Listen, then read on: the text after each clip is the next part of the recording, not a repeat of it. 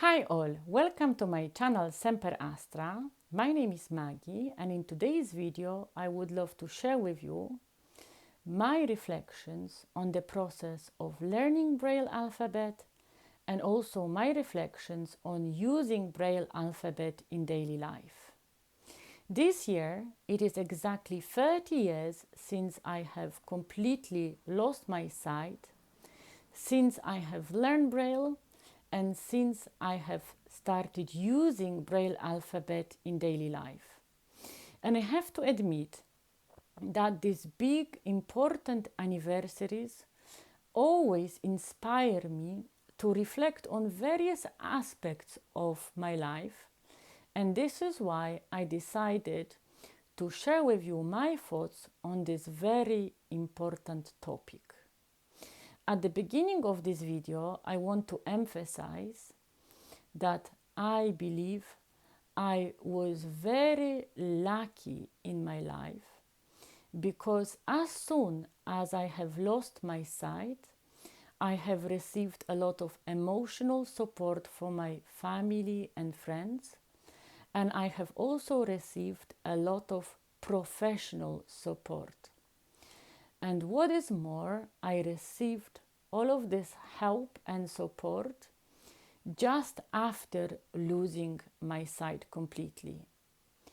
And I also believe that receiving a lot of support and a lot of professional help in a very timely manner had a very positive impact on my life after losing sight and on my further development after losing sight.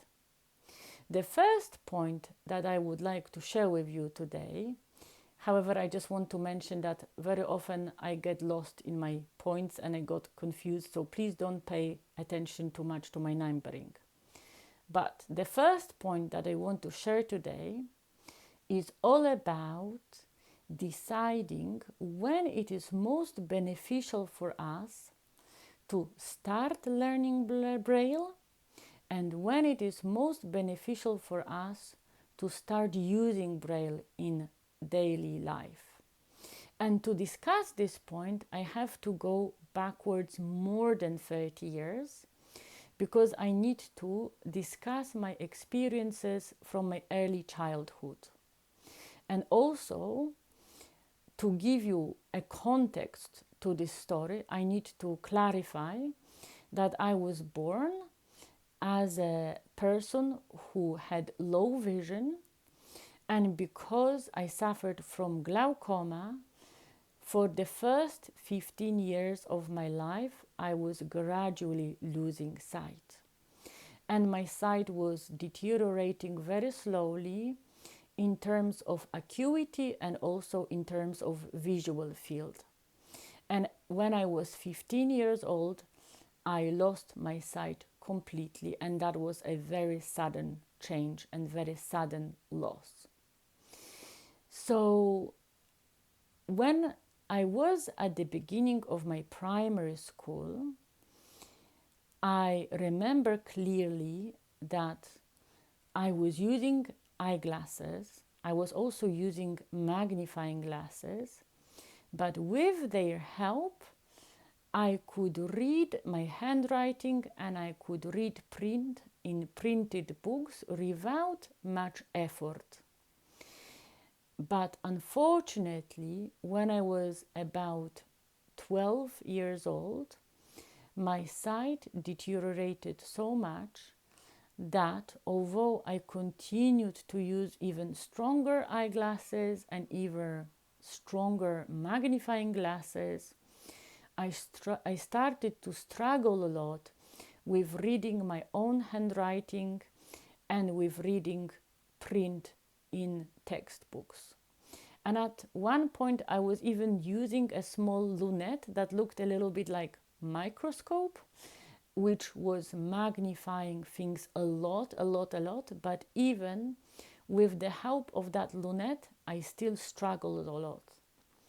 And now, from the perspective of an adult, and also from the perspective of my professional career, and I work as a CBT therapist, I believe that my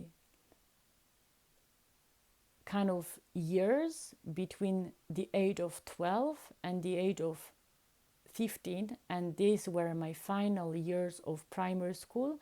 And I just wanted to mention that I went to primary school in Poland, and the education system is slightly different there. So in Poland, we finish primary school when we're more or less 15. So this is why the difference. So just coming back to my point, now from the perspective of many, many years, I believe that probably it would be beneficial for me to start learning Braille and using Braille as soon as I started to struggle a lot with reading and writing with the use of the pen and with the use of my eyes. And I also want to mention that when I was a child, and when I was 12 years old and 11 years old, I didn't even think of starting to learning Braille and using Braille, because I was still able to walk independently, I was able to run, I was able to play basketball, I was able to ride a bike. And in my head then, it didn't add up that the person who can see so much in other ways may have to start using Braille. And nowadays we have much more literature about this topic, we have much more research about this topic. And now many people talk about this fact that it is helpful to start learning Braille as soon as you start to struggle with using your eyesight for reading and writing. But then I can't remembering anybody mentioning this or suggesting this, and I just want to make it very clear that I am not talking about this point to blame anybody. I am mentioning this point because although now there is a lot of research about this topic and a lot of materials and a lot of resources about this topic, I still meet and I still hear about many people who struggle with reading and writing using their eyesight, but they still postpone this decision to start learning and using Braille. And this is why I want to emphasize this point, that Braille is not for the blind. Braille is for everyone who struggles with reading their handwriting, with reading printed textbooks, and for everyone who would benefit from this. So if you struggle, please don't hesitate to try using Braille. And also, it is very important to remember that when we start using Braille, it doesn't mean that we give up on our treatment. It doesn't mean that we kind of accept and we just kind of, we stop treatment, we stop looking after our eyes anymore. It just means that we use our time effectively and that we use resources effectively.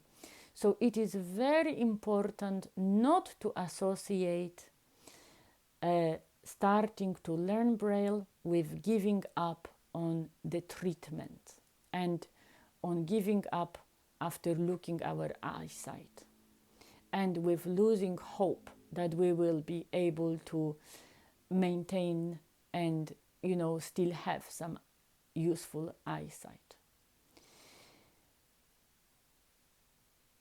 And before I move to the next point, I also want to mention that I understand that back in 1996, we had much less resources, much less options, and the research was different. And this is why I understand why kind of I didn't start learning Braille when I now believe it would have been beneficial for me. So I just want to emphasize again very, very strongly that I just understand, and I believe that for then and for knowledge that we had 30 years ago, everything was done for me in the best possible way that could have been done.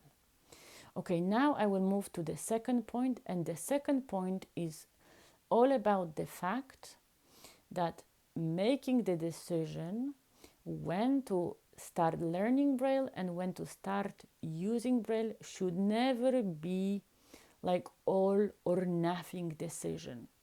We don't have to choose between using Braille and using a regular black print. We don't have to stop using regular black print and pen and markers and regular textbooks when we start using Braille and learning Braille. It is absolutely a very good idea to mix and match Braille with the ability to write with pen, read handwriting as much as we can, and read regular print. And it is actually a very good idea to use both of these techniques to our most benefit. And I can give you here a few examples of what I believe probably would have been beneficial for me.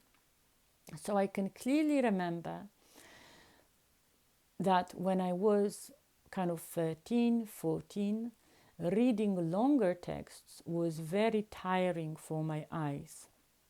And I totally believe that it would have been very beneficial if at this point in my sight loss journey, I was using Braille to read longer texts.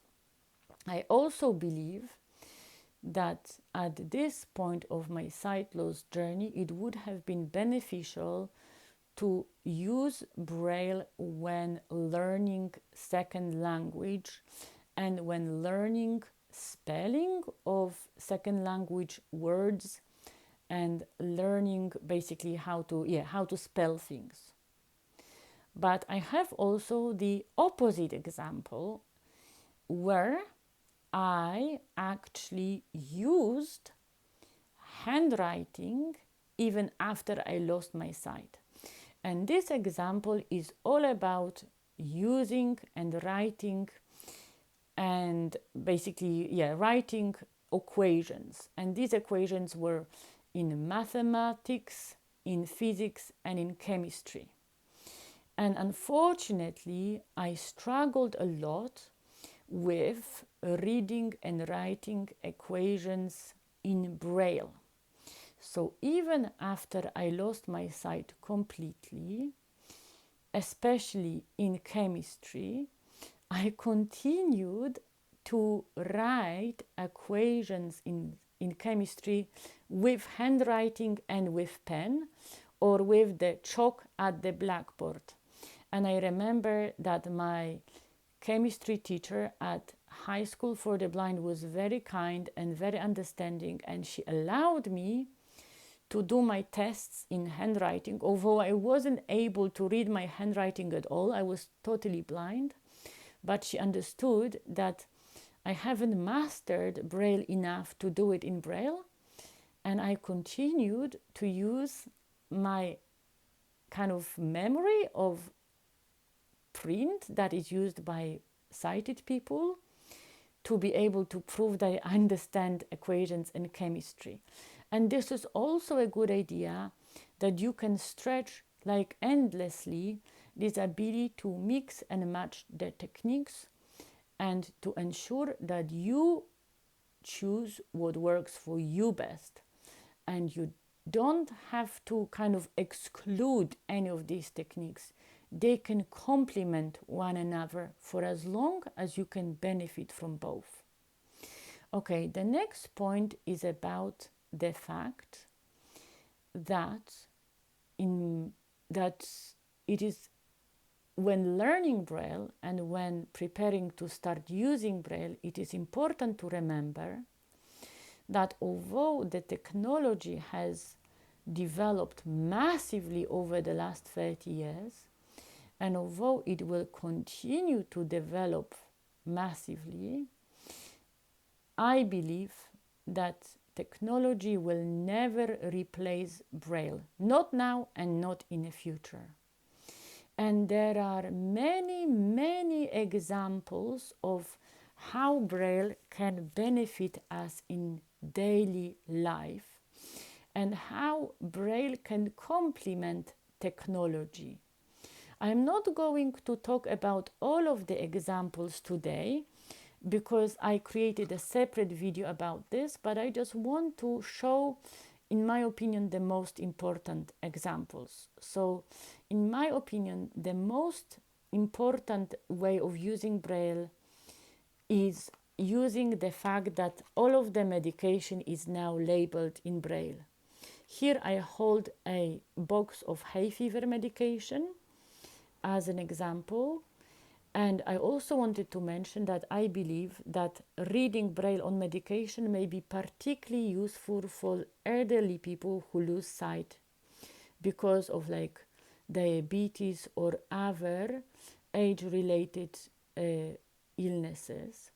And I also want to say at this point that to be able to read labels on medication, we don't have to master Braille to the very, very high level. Even basic knowledge of Braille can be enough.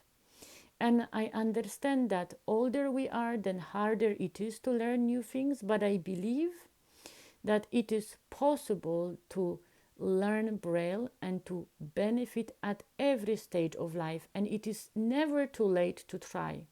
And especially for the benefit of reading medication, I would really encourage everybody to do this. Another example that I want to bring is the example of food supplements. Unfortunately, till now, many of food supplements are not labeled in Braille. So I always label the food supplements that I use. And here I'm holding magnesium with calcium, and I labeled this kind of container myself using stylus, Braille frame, and a special adhesive tape which is specially produced to label to create Braille labels. And I also strongly encourage everyone to label your supplements to ensure that you take the correct one and the correct dose of it. I also want to briefly mention the way I use both technology and Braille at work and how they, in my opinion, complement one another in an amazing way. So as I mentioned, I worked as a CBT therapist, and my role is to support clients to overcome the symptoms of anxiety disorders and depression. And to do this, we use so-called formulation to support people with understanding what led to the difficulties that they experience, what keeps maintaining the difficulties that they experience, and what may support them with overcoming the difficulties that they experience.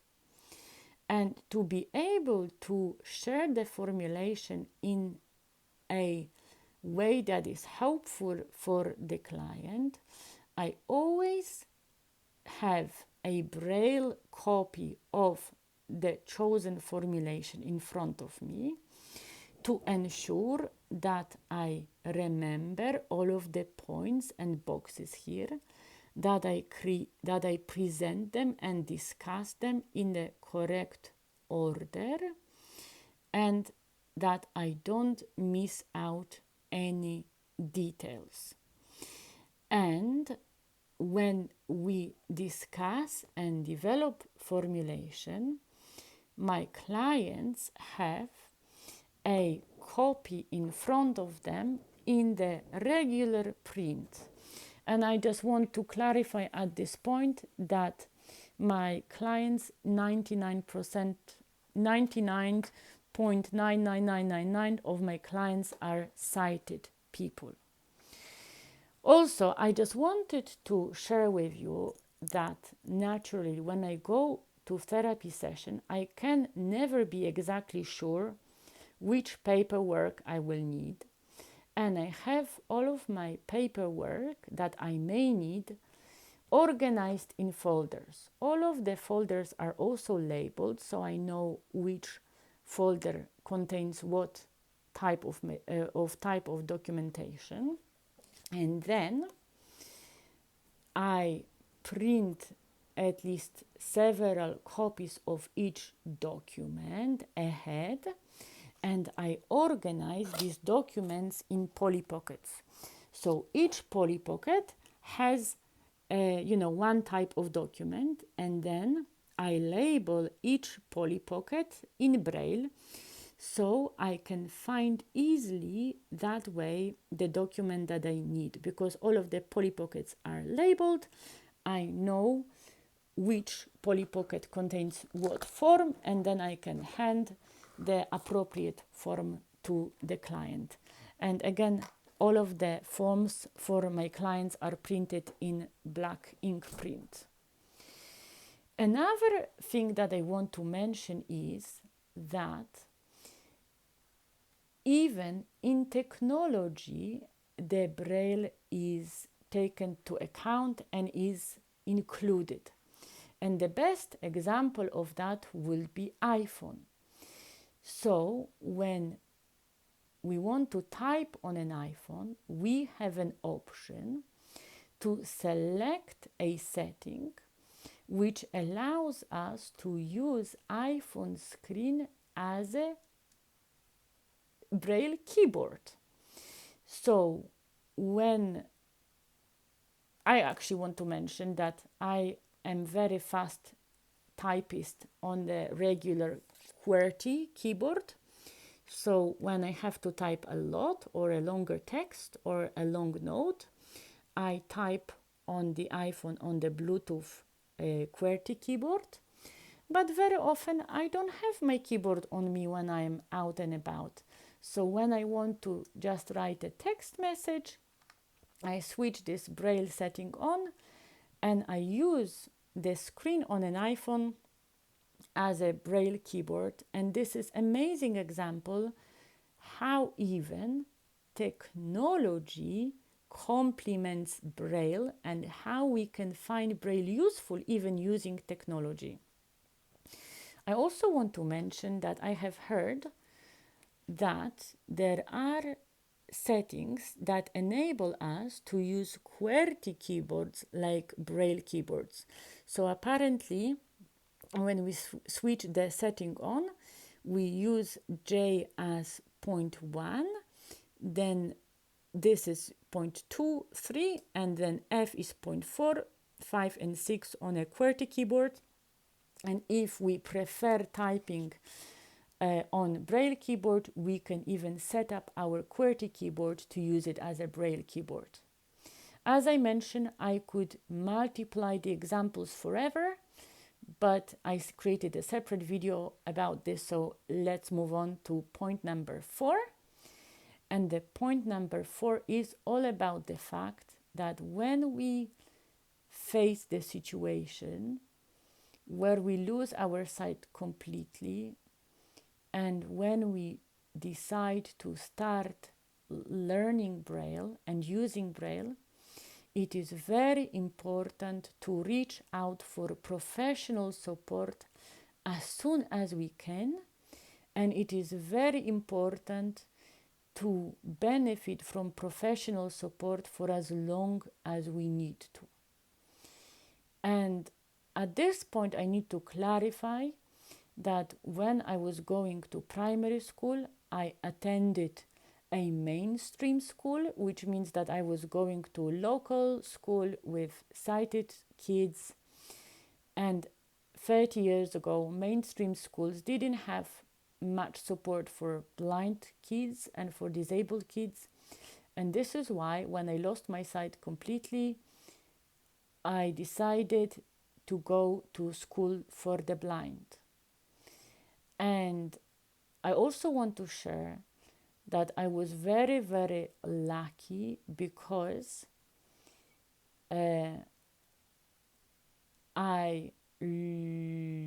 of the surgery that finally confirmed that I will never get my sight back and that it is impossible to maintain my sight at all took place just 2 weeks before the end of my final year at primary school.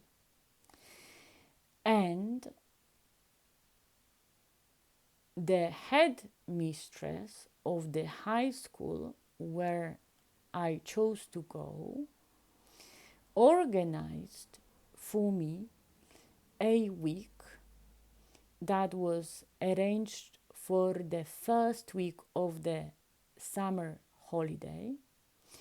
And during this week, I had an opportunity to go to school where I was planning to start in September. And for entire week, I had classes in Braille. So I have learned Braille alphabet enough that I was able to continue practicing to read in Braille over summer's holiday, and I was able to continue practicing to type in Braille over the summer's holiday. So thanks to the fact that I had classes for a week every day with the Braille teacher, I learned the basics then and there, and then I managed to practice Braille to the level that I was able to continue with high school in September. And I also received opportunity then to learn the cane skills. And after this week that I spent at the School for the Blind at the beginning of summer holidays, I was also able to use my cane on the basic level. Until this very day, I am very, very grateful for this support. First of all, thanks to the fact that I received this practical support, I was never in this limbo moment. I was never in this moment of helplessness, because pretty much as soon as I lost ability to use my sight and use my ways of coping as a low vision child, soon after, literally 3 weeks later, I was given basic skills in walking with the white cane and with using Braille on a very basic level. But it was not only the practical support that I appreciate, but I also believe that it was very precious support also on emotional level. Because thanks to the fact that I gained these skills and that I received the support so quickly, I was never left in this limbo, and I never had time when I was helpless and when I couldn't kind of progress, and I never had time to worry too much, and I never had time to engage in negative thinking too much, and I never was kind of totally overwhelmed with anxiety about my future. And this is why I believe that receiving professional support soon after you lose your sight is that important. And just again, I want to say again that I am very, very grateful for the support that I have received. And I also want to share here that I went to Lasky School for the Blind, and that school is located very close to capital of Poland, which is Warsaw, and in Poland we say that Warszawa. Over this summer holiday between my primary school and my high school, I also attended a camp for visually impaired children where I had additional support in learning Braille and learning cane skills, and for this I'm also very, very grateful. When talking about learning Braille, I also want to mention that it is an amazing idea to reach out for some gadgets that may help us to learn Braille in more kind of fun way. And here in my hands I have a kind of keyring, and that keyring works a little bit like a Rubik cube, and by twisting these parts of that keyring we can create different Braille letters. And for example, this is a letter N. And also I just want to say that on the internet you will find many gadgets like that, and I think that it is very important to introduce this kind of fun way of learning Braille as well. And just to summarize this point, don't hesitate and don't wait with reaching out for professional support, because that will be life-changing. Another thing that I want to mention, and this is point 5 here, is that when learning Braille and when starting to use Braille, it is very important to be kind to yourself and to celebrate every stage of learning Braille and every stage of starting to learn Braille in every day. When I think about my process of learning Braille, I remember that on one hand I was very proud of myself that I learned Braille and that I kind of managed to master it over summer holidays to the point that I could continue with my high school education. And I remember that I was kind of happy that I gained these skills, but unfortunately the main feeling that I recall was anxiety. And I totally can understand this, because I suddenly lost my sight and I have to relearn everything from scratch, as if I was a small child. I had to learn to eat with fork and knife without sight. I had to learn how to differentiate where there is a front of my shirts and tops. I had to learn how to batter bread. Everything. I had to learn everything from scratch. So everything was overwhelming. I had to learn how to walk with the cane. So I totally understand why I was anxious. And this is why I just want to emphasize that it is very important to celebrate every stage of learning Braille. So if you master the alphabet, celebrate that. If you can read your first words in Braille, absolutely celebrate that. If you learn to type on a Braille machine, absolutely celebrate this. If you learn to use Braille screen reader, celebrate that as well. The screen, Braille screen, refreshable screen, also celebrate that. It is a big achievement to learn Braille. It is life-changing experience, and it is very important to appreciate this achievement.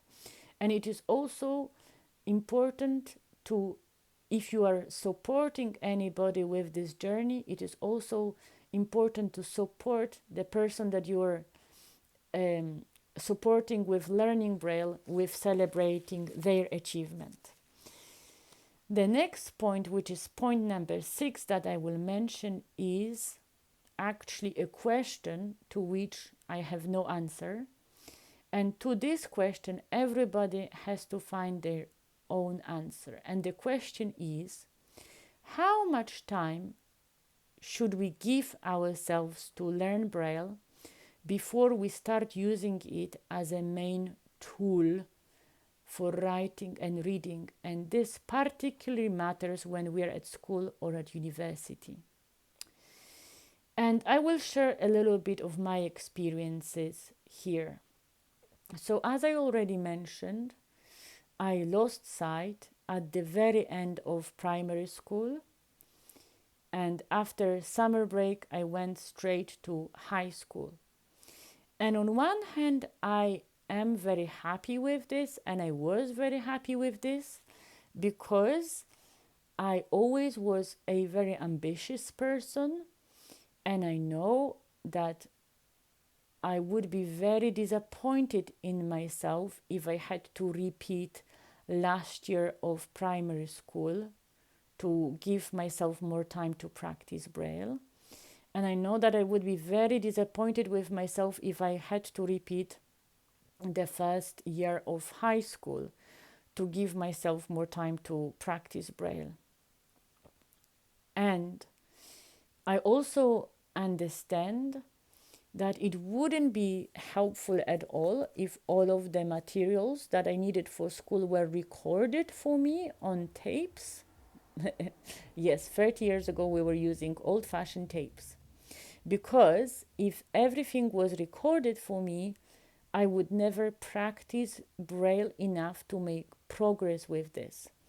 So I also know that this wouldn't be very helpful. But at the same time, I have to admit that throughout most of my high school, I really struggled with learning with using Braille as my main technique of reading and writing.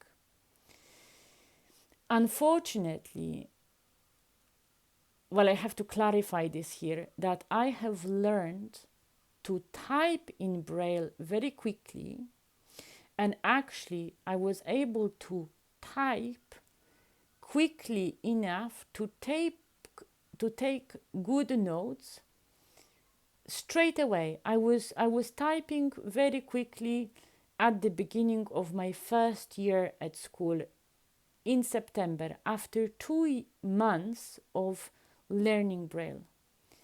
But unfortunately, now, even nowadays, even 30 years later, I am not reading Braille as fluently as I was reading black print with my eyes.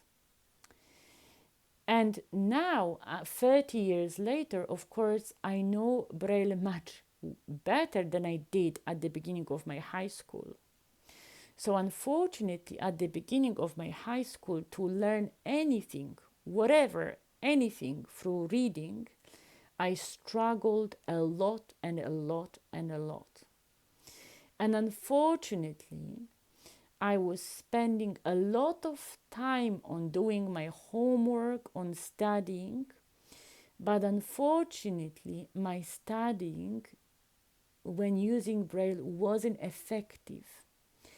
And basically, the outcomes were not visible and the results were not visible of my studying, which was very upsetting for me because, I was putting a lot of work into studying, but this wasn't just effective. And unfortunately, until now, I cannot come with any solutions that could then be helpful to me. Nowadays, when we have technology, when we have computers, when we have laptops, when we have iPhones, now I probably would be mixing technology with Braille, and it would be a good solution. But then, considering the state of technology, 30 years ago, where the access to computers was very, very limited, there was no options.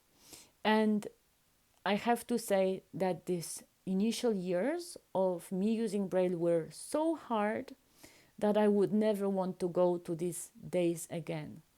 But I am happy that I went through them because I never gave up, and I completed high school, and I also learned Braille now to the very good standard.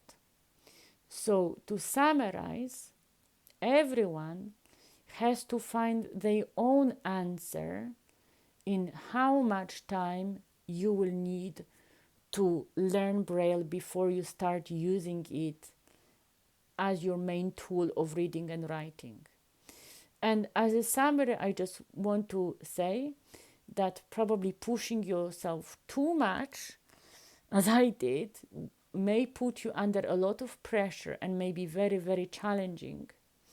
But at the same time, giving yourself too much time may mean that you may skip some opportunities, that you may have to delay further stages of education, and it may also result in the situation where you have too much time on your hands and that you may end up kind of worrying, dwelling on your situation, and being anxious about the future. So kind of having too much, what I'm just saying is that probably having too much time, it's also not that helpful. So having too little time is not helpful, and then having too much time is also not helpful. So now with the help of technology, probably there are better solutions, and I will just say again that everybody has to find their own time frame that will be most beneficial for them. The last point that I want to discuss today is about the fact that when learning Braille as a teenager or when learning Braille as an adult, we may have to accept that we may never be as fluent as reading Braille as people can be when reading black print with their eyes. And this is not linked with our ability to learn Braille letters. It is more linked with our ability of our fingers to be sensitive enough and our fingers to pass this tactile message to our brains. And when we're young children, we learn this much quicker and we have much better chances at being amazing Braille readers. But unfortunately, later we learn Braille at life, it is harder and harder. And this is why it is very important for all of us to again be creative, to again be flexible, and again to be open to different ideas. And I want to share my experience here as well. And I want to share that I have found my ideal technique of learning quickly and effectively when I was at my third year of my first university degree, and when technology became more accessible and more widely accessible, and when I was able to start using computer on daily basis. And since then, I learned this way, that when I have to learn something by heart, and when I have to memorize a lot of very detailed information, like dates, like names, like equations, or like definitions, I always learn these detailed things through reading Braille with my fingers. However, when I have to learn larger portions of materials, and when I don't have to learn things by heart exactly, and when I can paraphrase this knowledge that I learn, I always learn these larger portions of materials through listening from the laptop on or from the iPhone. And this way, I learn very quickly and very effectively. But this change was only possible through development of technology. And I encourage all of you to experiment with what kind of mix and match of learning techniques and of typing techniques and of reading techniques will be best for you. And be experiment as much as you need to and for as long as you need to find the combination of Braille and some other supportive accessibility techniques that will work for you best. Summarizing this whole video, I just wanted to add one thing that I forgot to say at point number 4. So this is point about learning Braille. So I just wanted to add that during the first year of high school, I continued to have one-to-one classes in Braille with the Braille teacher, which supported me with further developing my skills in learning Braille with typing and with reading. And I just wanted to kind of add again that please feel free to use professional for support for as long as you need to. And please benefit from professional support for as long as you need to, because that is life-changing. And I also believe that nobody should be left on their own with this life-changing learning point. I also want to say that I hope that some of these points that I shared today and some of my experiences are helpful to you and are beneficial to you. And if you are at the moment, at this point in life that you are learning Braille, or if you are supporting somebody with learning Braille, I wish you lots of strength, lots of resilience, lots of support from others, and I hope that learning Braille will benefit you in many ways in your daily life, and that learning this additional skill will be life-changing in a positive way for you. Thank you very much for watching this video today, and I will see you soon in my future videos. Bye bye!